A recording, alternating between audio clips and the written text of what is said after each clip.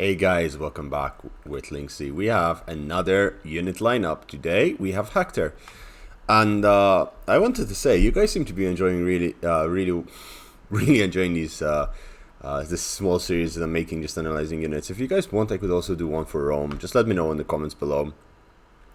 And maybe even for Warhammer, even though Warhammer will be much more complicated. And I still have to get to the second part of the Warhammer tier list series. But yeah, let's get straight into this. So, Hector. What is Hector known for? So, just straight off the bat, Hector has a lot of unit variety compared to other factions. He's more like the Achilles of the Greeks, of the Danes, and that makes sense, right? Because Hector and Achilles, they're arch nemesis, yada yada yada. Hector's main force comes from his shields, then he has decent missiles, and he has amazing chariots on the back of it. His special units are the Coirobentes, which are basically just berserkers, from what I understand. We'll look at them soon. And the Minotaur, who is, well, the Minotaur is the Minotaur, and is just a berserker frontline charger thingy. We'll get straight to that. Let's first look at Hector himself. Hector has a number of things. So he has Vanquish, he does really good pierce armor. He has the Shout, so it also boosts his allies, his troops, to do more damage. He has Favor of Auspicals, I can't say it. He basically heals himself and his allies for 4 to 5 seconds, a lot of health. So we're talking 450 health in total. It has 2-minute cooldown. He can do that twice, and that's really cool. He has Herculean Resolve. I'm not sure if this one can revive from the dead. I'm not entirely sure, but we'll have to check it out at some point later when we're playing Troy. He has Herculean Resolve, where he's unbreakable and immortal, so he cannot really die. The duration of this, which is 40 seconds. It costs a lot of rage to cast. And his Divine Focus, where he slows down his attack, but he does more damage, so that's really cool. Himself, his armor is quite high, 75 is one of the highest in the game. He has 75 missile block chance with this amazing shield that he has over here. He has good morale, 91 morale, again, one of the highest. Decent speed considering how heavily armed he is, 45. Good melee attack, good melee defense. Over 10 seconds he does ridiculous amounts of damage, though he takes... his attacks are 4 seconds, so it takes him a long time to attack, and has 40 charge bonus. Apart from that, he's immune to psychology. He has, you know, whenever he... wait, what's this? Hero ability, Exterior Self. No cooldown for abilities. What the hell is that? He can only use it once. I think this is when he is very low health, it just triggers. Gets some hit points, he gets armor, melee attack, and the free stamina. Okay, it's quite cool. So he's quite cool in general, and he's a siege attacker, and then everything else we discussed on his army. Now, his is a fantastic unit, quite good dueler as well, but his best thing is his armor and his melee defense. Now, with that said, his first unit is the Militia Warband. Militia Warband, as you can see over here, trashy armor, 30. They have decent melee block chance, but I mean 30%, they're gonna melt, especially if they get shot in the rear. Their morale is base 40, it's nothing to write home about. 438 speed, again, not the best, considering how lightly armored they are. Melee attack is negligent, and there's no charge bonus. This is a unit you just throw in, absorb units, dodge as much as possible, and bring the damage home using other units. Early game unit for sure. And then this is Trojan Warriors is what makes the damage in the early game, and if you have extra money on this, they're quite good. 15 base morale, so they're going to do really well. 25 armor is nothing really good, but then they have 48 speed, and their charge bonus is what really is important here. Their charge bonus and the fact that when they flank they will reduce the morale. Swordsman, this is an interesting unit because not many units have swordsmen this early on in the campaign, with the exception, I think, of Odysseus, and the swords are going to be really good at taking down troops. As you can see, their damage is significantly higher. for such a low tier unit. Their charge bonus is nothing that's really good, but again, these guys will get stuck in the fight. Their melee defense is 34, they have 30 armor, 55 missile block chance, and that makes their 30 armor actually much better, especially if they're not flanked or shot in the back. So they're going to be a really good unit. Their roster for the early game is quite fun. Then the spear fighters over here, these are charger classes, medium weight class, but charger. And again, this is what you want to be charging the rear with. They're mid-tier infantry. They're really good at what they do. They're really good also at taking down large unit sizes. So we're talking chariots, horses, etc. And the Minotaurs and special units.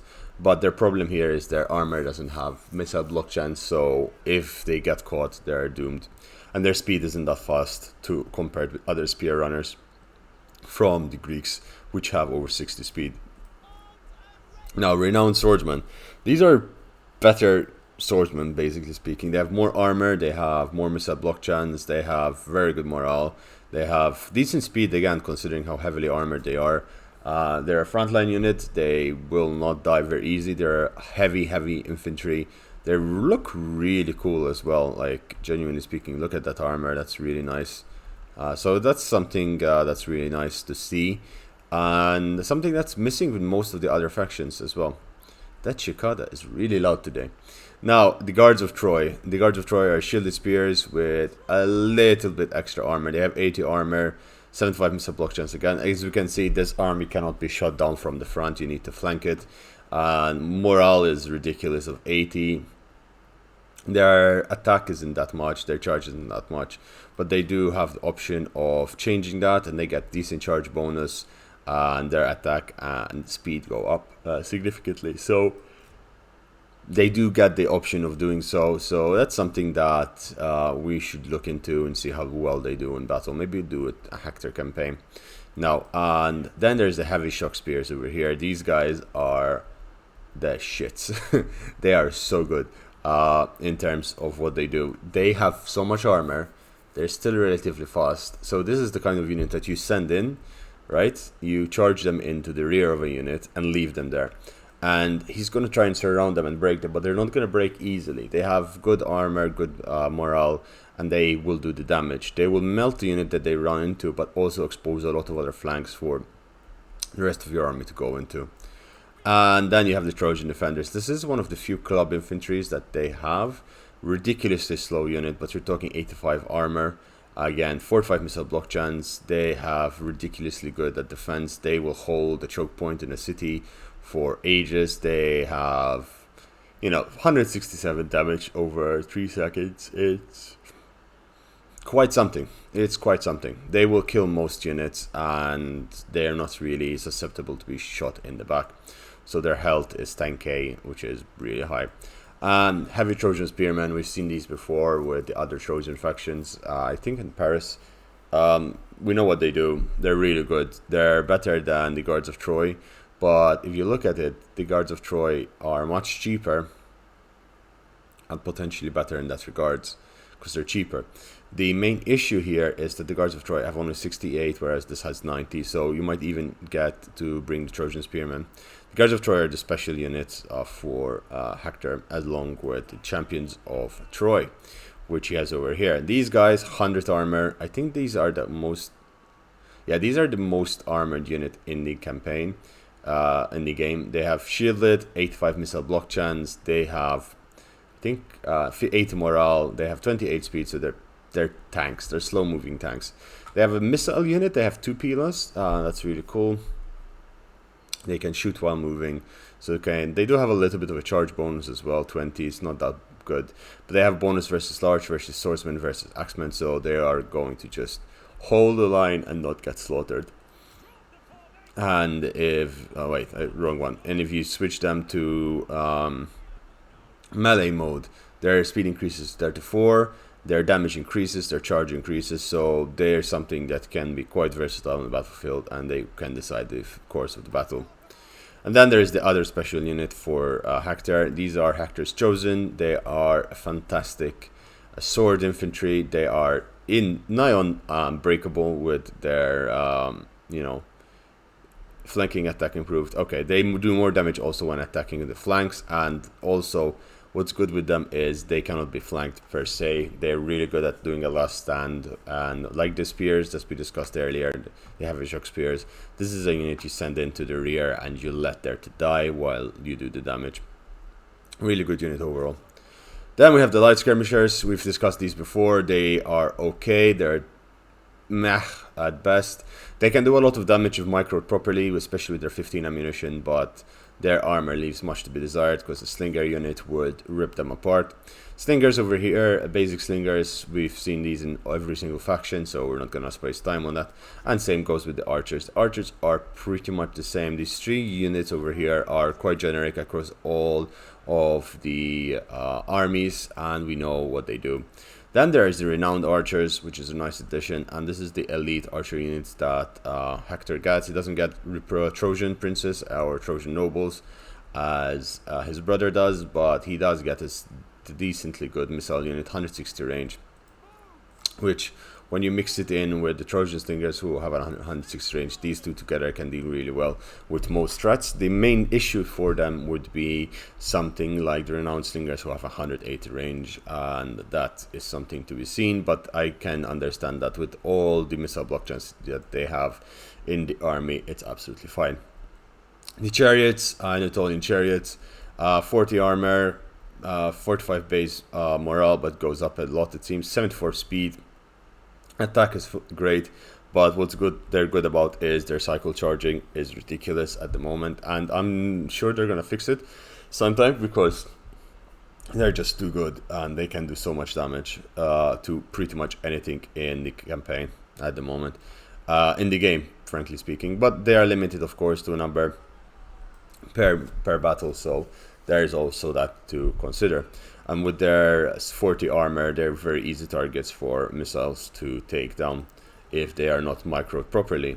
Over here we have the heavy version, has more armor, has slightly less speed, but more damage, more charge bonus. 60 charge bonus is enough to pretty much slaughter anything. And they also get the bow version of this, which is faster and it has 50 ammunition.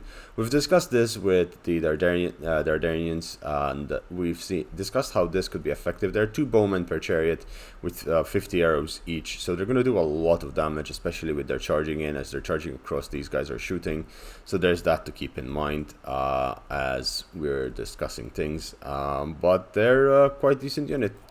Now we have the Corybantes, which are basically armored units dressed in lion skins, and they are interesting. They are a mythical unit. They only have 38 in their force. They don't have great charge bonus, but they have flanking defense improved.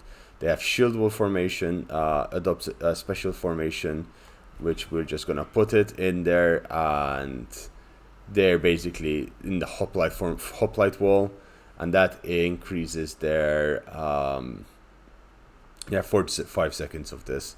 They increase missile block chance, melee defense. They cannot move as fast, and that's great in general. 65 melee block chance, missile block chance over this. It's quite an interesting thing to see. Perhaps we should add this to some of the other units down here. Maybe give this unit something else as a function for CA if they get to see this video. They do have really good morale, decent speed once their formation gets cleaned out. We'll check them out later again. Their melee defense and melee attack are off the charts comparatively, so they're going to do a lot of the damage. It seems this actually is not working right now, so another bug report to put in. So there's that, and it's an interesting unit in itself. And finally, the unit that has caused so much pain, along with the Cyclops, the Minotaur. The Greeks have the Cyclops, the Trojans have the Minotaur. 40 armor, not the best. 8,000 health, which is much smaller than some of the other units we've seen. Has ridiculously 90 morale, 50 speed, so it's quite fast. He's very fast actually, and the ground trembles under his feet. 45 charge bonus. He's going to do a lot of damage. He has Savage Roar, which reduces the morale, and he has Bull Rush that makes him unable to attack, but he just starts trampling the enemy. So basically you trigger this and you start running across the lines as if he is an unstoppable force, and he'll do a lot of damage in general. So, fantastic unit, but as you can see, he's very susceptible to missiles and will probably get melted down really quickly, even by a few strong spear units charging him, doing damage versus large. And with that, we've covered all of Hector's units. Quite a decent lineup. He has, I think from the Trojans that I've seen till now, he has one of the most balanced infantry slash missile units slash cavalry mobility units of the lot. He does have a decent buff because he gets the heavy chariots and the archer chariots at the same time. He does get Champions of Troy, which are a ridiculously strong unit, and the heavy Trojan spearmen are something that I really like to see. Them combined with the Trojan defenders, it's a really strong army composition. And then add on that he has Hector's Chosen and Champions of Troy, which can further give more defense to the side and support to the flanks of such a formation, and at the same time keeping the core really strong with Champions of Troy is something really good to see. Definitely an interesting roster. It is not one of my favorites because I am more into the super high mobility or range, but I can see why I would use it, especially on a siege defense, maybe even a siege attack. Land battles also quite viable. Anyway guys, I hope you enjoyed this video. If you did, please leave a like, subscribe to the channel, and I'll see you guys tomorrow. Bye bye.